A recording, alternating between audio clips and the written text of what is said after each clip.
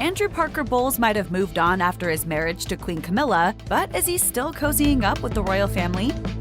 Andrew Parker Bowles has been connected with the royal family since childhood. His father, Derek Parker Bowles, was friends with the Queen Mother. What if one of the royal family's most whispered scandals didn't start with betrayal, but with something worse? Erasure.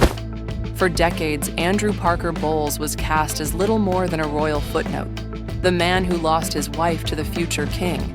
But now, in a stunning leaked interview, the former Army brigadier has shattered that narrative. He isn't bitter. He isn't seeking revenge, but he is done letting others rewrite history. "I could have lived with Charles," he says, "but I couldn't live with the woman Camilla became." That sentence alone has rocked the walls of Clarence House, because it doesn't paint Andrew as the victim of a fairy tale love triangle.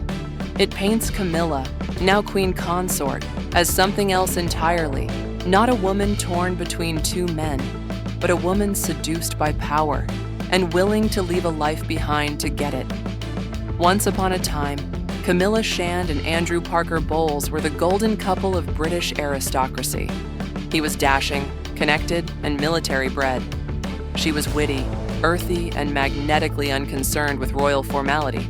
They met through the usual channels of the elite: polo fields, fox hunts, and dinner parties in Sussex. They married in 1973, seemingly the perfect match. But the perfect match was already mismatched, because Camilla never stopped loving Prince Charles. Their passionate early 70s affair had been cut short by royal protocol. She was deemed unsuitable for a future king, too worldly, too independent. So she married Andrew. But according to him, Charles never left their marriage. Not emotionally, not spiritually, not ever. Andrew now reveals that he saw the signs early: letters hidden away, calls taken behind locked doors, invitations to Highgrove that were technically addressed to both of them, but always meant for her. Camilla, he says, performed all the duties of a dutiful wife, but she never let him all the way in. "There was a wall between us," he explains, "and I could never climb it."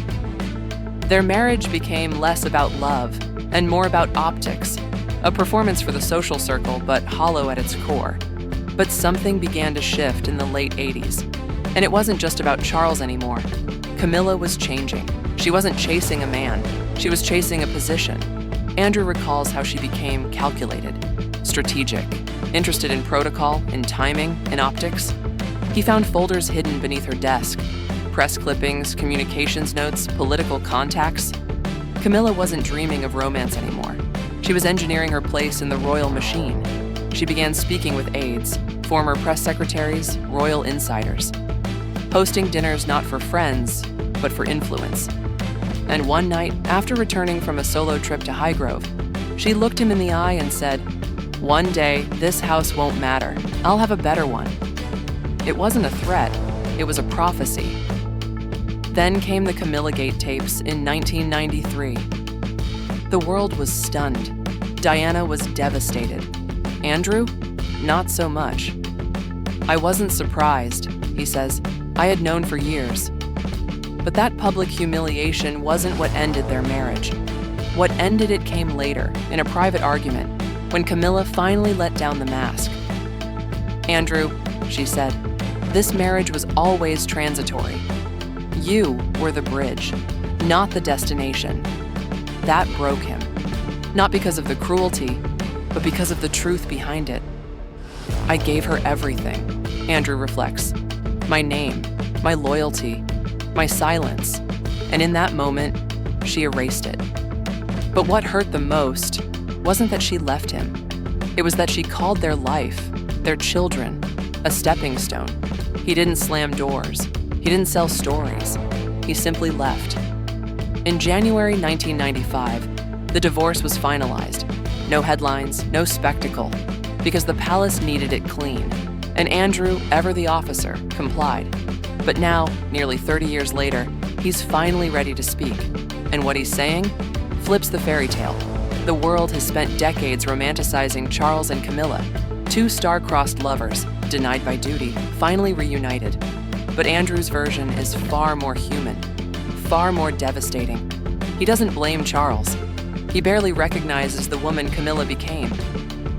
"She used to laugh at the court. Now she is the court," he says. "Once warm and irreverent, now regal and restrained.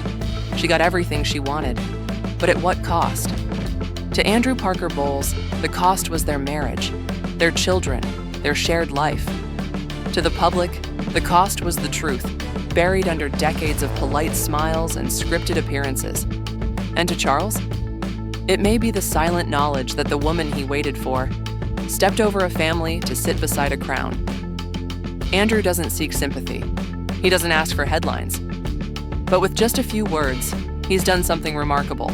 He's reminded the world that not every royal story ends in love. Some end in strategy, some end in silence, and some, like his, were never part of the script at all.